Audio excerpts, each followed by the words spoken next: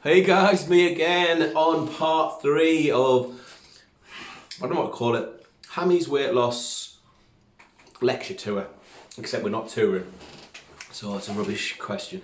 So, part 3 on weight loss, I want to dispel a few myths. We've talked about the importance of water in part 1. We've talked about the importance of how to do a keto diet correctly if you do choose that route. I'm not the greatest fan, but it does work, and there are certain times when it's needed, particularly sort of on a stage level where you're doing that, or you're getting married, or you've got a holiday due. It works very good, sort of 6 weeks before a holiday or a stage performance, things like that. But we're going to go on to part 3, which is another diet form, and it's probably one that I like to use the most. So I would use this with mere mortals like me and Joe Public, to athletes, to certain bodybuilders that react to it really well. I've used this with powerlifters who need to get down to a weight, and fighters, boxers and mixed martial artists and what have you, who need to get to a certain weight but they need, keto would kill them, waste of time, water depletion, not a fan of. So we get you down to a weight and then we can maintain that weight a few weeks before and put the carbs back into you so you got your energy. And it's called carb backloading, and it's quite a basic diet actually, but it's very, very effective. I use this with a good friend of mine. He owned a brilliant gentleman's barber business here. I think he's out in Malaga at the minute on lockdown out there, but at least it's sunny out there. Lauren, and he did this diet before his wedding out in Mexico, and we got him on this diet for 8 weeks, and the results were insane. I mean, I'm rarely impressed and surprised these days because I work with so many great athletes, but I mean, ridiculous. He could have stepped on stage instead of going and getting married and probably would have won. And he used the carb backloading. I had another lady, I'll not mention her name, but she's become a really good friend, and a family all have become friends.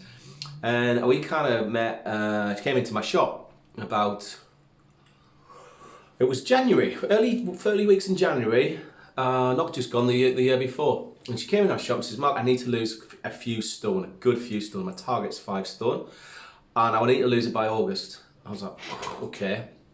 And she said, the reason being, I'm going to a wedding, and my husband's ex-wife's going to be there, and I want to show her up. And I went, brilliant, I love it. Good, go you, girl. Great, you've got focus there. I suppose it's like Rocky putting a picture of Mr. T up. You need some focus and hatred or whatever. And she said, I know, I'm just embarrassed with the way I look. And she was in actually with her daughters on Saturday, and she's just amazing. She's lovely.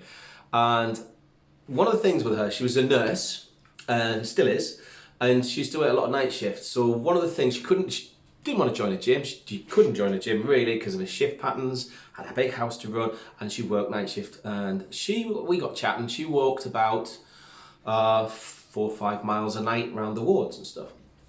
So I was like, cool, you're getting exercise in, brilliant.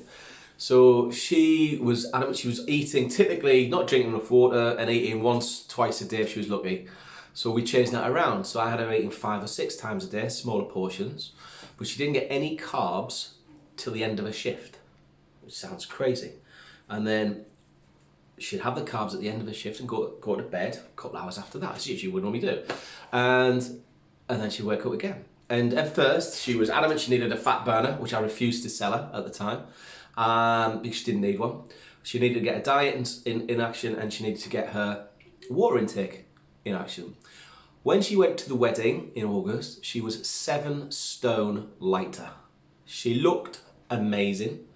Her daughters jumped on the diet after a few months of seeing her progress, and they lost, I think they lost, between the 3 of them, they lost something like 14, something the size of me in body fat. And this was carb backloading. So it can be used by everyone. And the way you'd ideally do it is you'd start your day on some fats and some protein.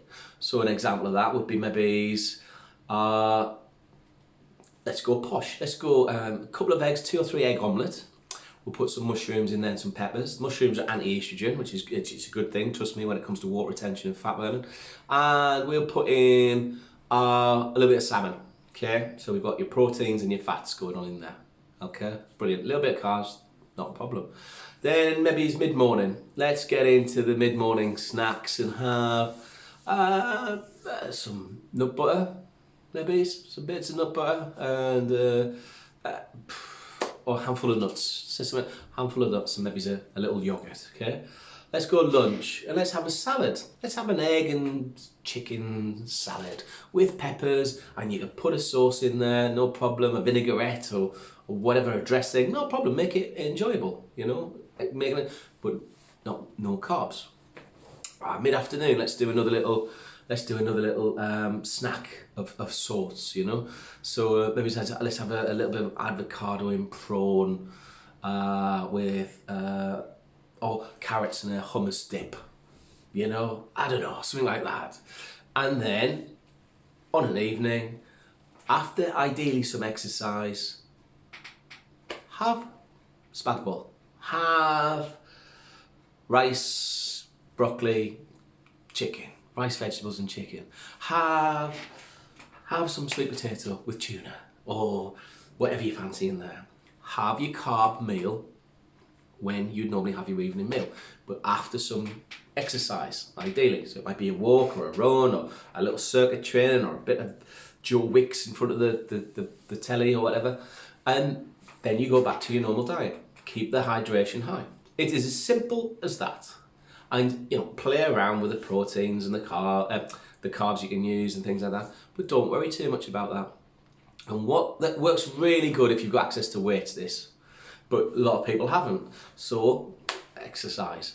And that carbohydrate hit will give your body glycogen that it's not hard for 23 and a half hours or whatever the last time you had carbs, the evening before, and that will go straight into the muscles as muscle glycogen. The muscles will soak up those carbohydrates. You get non-stored as body fat. You'll sleep well, you'll wake up energized, and then you go into fat burning mode all day again. So it's like a keto diet with a cheat at the end of the day. And make sure it's just a healthy cheat. And that, my friends, is the simplest diet that I've probably ever worked with, and I get some incredible results. Incredible results. So that is as simple as it gets with me, and that's not eliminating carbs, which I feel are very important. Carbs are important for cognitive function, the brain fuel, and energy. So that's my preferred choice over the keto diet. But all I'm doing is giving you information. You're grown people, you make up, you decide what's best for you. It's a lot less problematic or less disciplined than the keto diet, but you will get some great results as long as you're doing that exercise and keeping the water high and keeping the rubbish at bay in terms of food and alcohol and crisps and coffees and tea and all that. So guys, that is part 3, I think it was, on the diet. The lockdown diet. That might be a good little angle. So I will come up and do my next part 4 on supplements I would potentially recommend that could help along the way. Thank you very much. Take care.